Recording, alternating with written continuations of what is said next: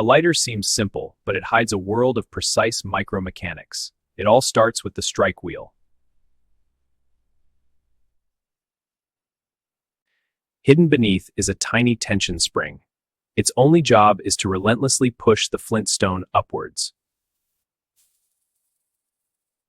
When the wheel turns, its sharp teeth scrape the flint, tearing off microscopic fragments that ignite upon hitting the air.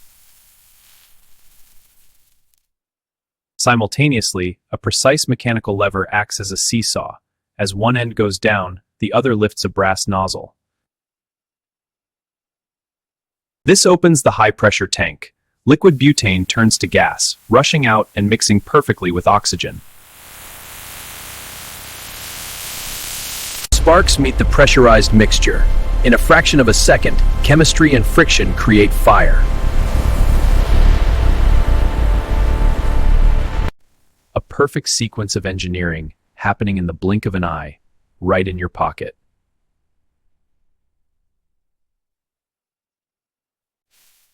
Dozens of microscopic parts working in perfect harmony to create fire on demand.